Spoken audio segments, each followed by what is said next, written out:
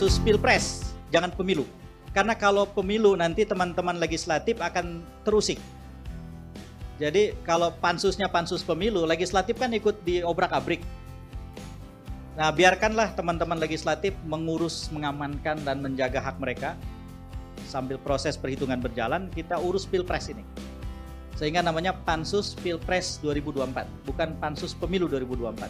Nah, itu digemakan. Terus kemudian jadikanlah itu percakapan kita sehari-hari. Sehingga ketika orang meneliti atau orang menelisik misalnya Twitter, itu jadi trending topiknya, jadi trending di mana-mana dan seterusnya, itu sumbangannya besar itu. Ketika pansus itu berjalan, kita tidak jadi penonton. Sekalipun dalam bayangan saya ketika pansus mengatakan ini terbuka untuk umum, boleh dipublikasi, itu 20 hari siaran langsung tuh. Bayangkan 20 hari siaran langsung isinya kebobrokan pemilu diangkat satu persatu. Menurut saya, gemakan semua yang ada di pansus itu untuk menjadi bagian dari perlawanan. Kita bertambah peluru banyak sekali. Banyak sekali yang tidak kita tahu, kita akan tahu. Jangan diam nonton, oh gitu, nggak cukup. Posting di Instagram, rekam videonya ketika seorang pembicara yang keren ngomong, sebar di TikTok dan lain-lain. Semua orang lakukan itu. Itu akan jadi revolusi media sosial di Indonesia. Dan kalau yang melakukan banyak, itu luar biasa. Dirty Voters dalam waktu 8 hari, 7 hari sudah 20 juta yang nonton. Bayangkan kalau pansus itu disiarkan langsung oleh 5 saja stasiun TV secara langsung setiap hari. Berapa puluh juta setiap kali tayangannya ditonton orang. Orang bisa sambil masak, sambil nonton pansus. Orang sambil ronda, nonton pansus. Ya, kecuali ketika ada Liga Champion mungkin, ketika ada ini. Nah, ini urusan-urusan yang kadang-kadang nggak bisa diganggu. Itu udah tabiatnya penggemar sepak bola itu. Dan tapi bayangkan, semua orang kemudian terserap energinya untuk menjadi penyelamat Indonesia ketika pansus itu mengharu biru kita.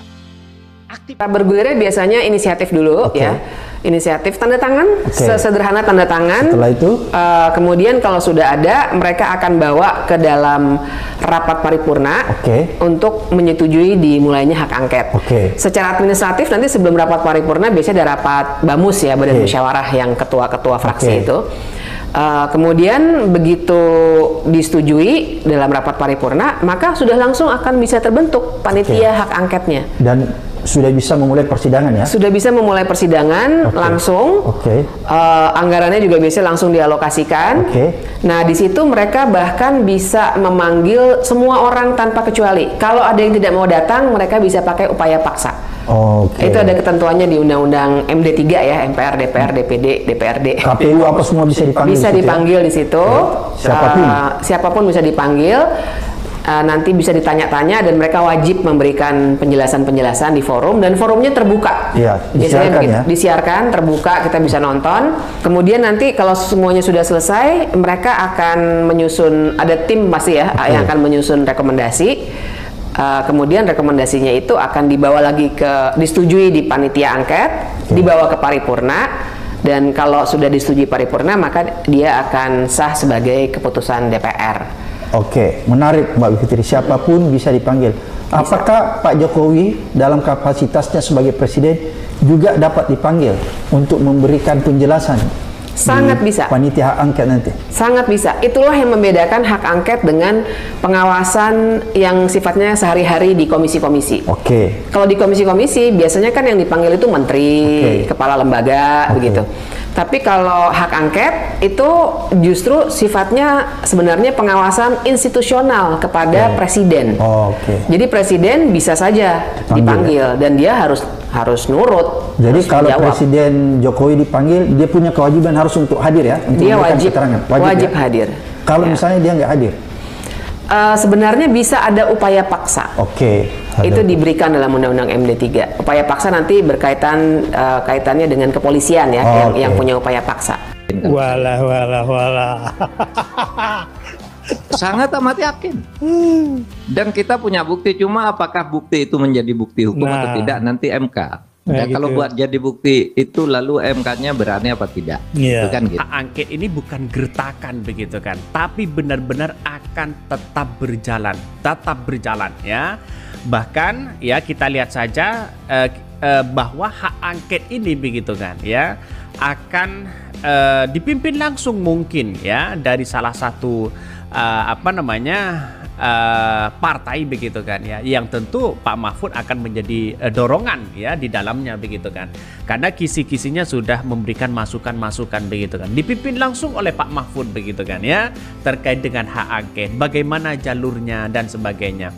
Artinya apa? Pak Mahfud sudah tahu sebenarnya di dalamnya ya kelemahan-kelemahan dari istana apa, kelemahan-kelemahan dari ini semua apa, pasti kelihatan kok begitu kan.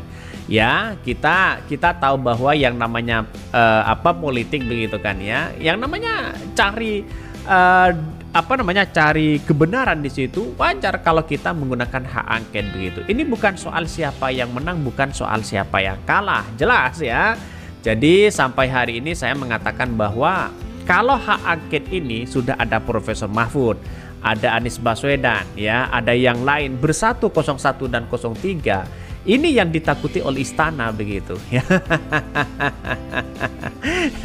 Jadi politik kita begitu kan ya, politik yang kemudian ya bisa ketar-ketir lah ini. Mahfud tegaskan hak angket usut kecurangan pemilu bukan gertakan, katanya begitu kan ya. Hak angket sah-sah aja, memang diatur dalam undang-undang. Berita selalu menyiarkan kecurangan pemilu, kata Prof ya pada videonya. Setiap yang kalah adalah selalu mengatakan pemilu curang. Ya begitulah, semoga hak angket berjalan dengan baik dan benar. Yang terpenting kita tetap satu Indonesia. Pengamat politik Saiful Mujani menilai pemilu yang jujur dan adil bisa saja terjadi asalkan Presiden Jokowi harus dimakzulkan. Pemakzulan ini untuk memberikan informasi yang bagus kepada publik bahwa orang yang dekat dengan Jokowi tidak layak untuk dipilih. Menurut Saiful, selama ini juga telah terjadi penyimpangan masif terhadap kekuasaan yang dipegang oleh Presiden Jokowi. Harapan saya adalah harus dilakukan proses pemakzulan terhadap Pak Jokowi. Ada orang yang bilang, berbahaya pemakzulan itu. Bisa chaos, bisa teman-temannya Pak Gatot ambil alih secara tidak demokratis, terusnya seperti itu. Saya sebutnya proses pemakzulan. Bisa jadi sampai Oktober tahun ini, ketika tanggal 20, ketika Pak Jokowi selesai jadi presiden, mungkin proses pemakzulan itu belum selesai. Oke? Tapi harus dilakukan itu, karena itu akan memberikan informasi yang bagus kepada publik, bahwa orang yang dekat dengan Jokowi, yang didukung Jokowi nggak layak untuk dipilih. Itu prosesnya yang sangat penting. Bahwa kemudian nanti sampai Pak Jokowi turun, pemakzulan belum selesai, tidak apa-apa. Kalau ditemukan aspek-aspek kriminal, Pak Jokowi sudah berhentikan, bisa dimasukkan ke penjara. Kecurangan atau dugaan kecurangan telah dilakukan oleh keterlibatan pengaruh presiden di lingkaran kekuasaan dengan keluarga inti. Fakta yang tersedia, misalnya rontoknya Mahkamah Konstitusi, telah berimbas mengakibatkan keterlibatan oknum aparat di level bawah untuk melakukan kecurangan.